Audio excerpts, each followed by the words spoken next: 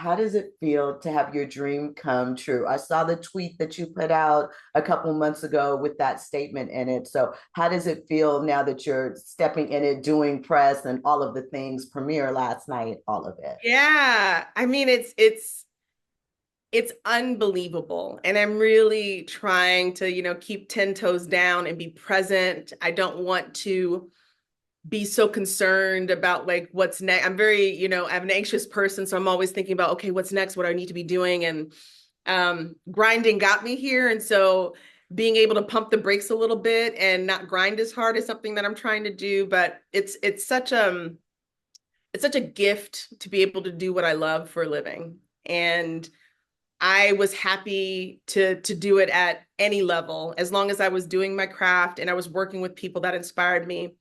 I didn't know that this was in store for me. I really, really didn't. I knew that's something that I wanted, but I knew that I would be happy even if I was just performing and doing comedy in clubs or doing plays. And I would, I, I feel like when you get your dream, you have to dream bigger because you have to have something else to aspire to. So it's been a really special time to be thinking about what's next. And yeah, I'm just trying to enjoy the moment as well at the same time.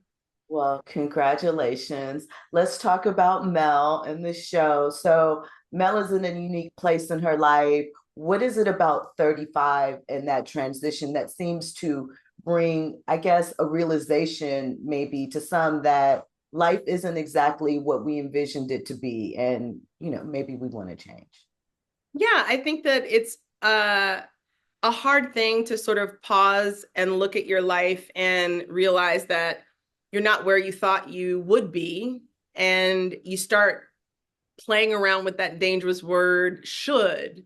I should be doing something else. I should be doing this. And there's this pressure to not acknowledge that you deserve grace, you deserve empathy and patience to get to where you're going. And you also need to be activated. And so um, I think that when you wake up and you're 35 and you have an idol that you look up to, and Mel, looks up to Lizzo, and you see what they've done with their life, you can't help but use their life as a ruler to measure yourself against. And so it's a hard thing. And I think that we need to talk about that more because it's honestly not like, you know, anchored at the age 35. I feel like once you enter your 30s, it is a journey of trying to white knuckle your sanity and own your journey, keep your eyes on your own paper, and not feel like you're behind.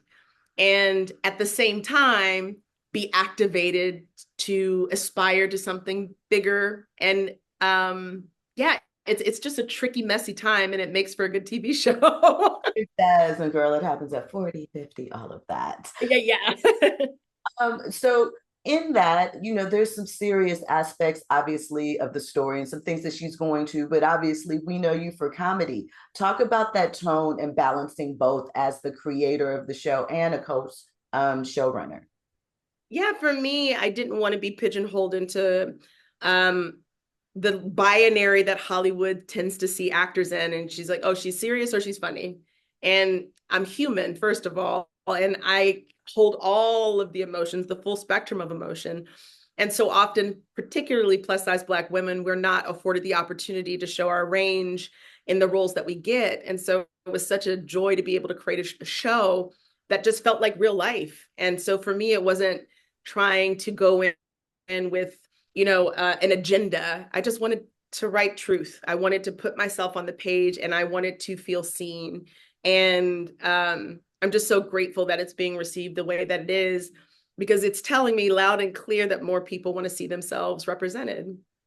So Melissa has an ex relationship with Alex, and there's a choice that usually, exes, we have a little bit of beef, no matter how the terms that we ended. And here it's a little bit different with that character. So can you talk to me about creating that character of an ex that it's not necessarily, you know, a problem. It's just life. Sometimes things don't connect at the right moment. Yeah, I think it's a lot about timing. And I think so often we dramatize breakups to be, they're this,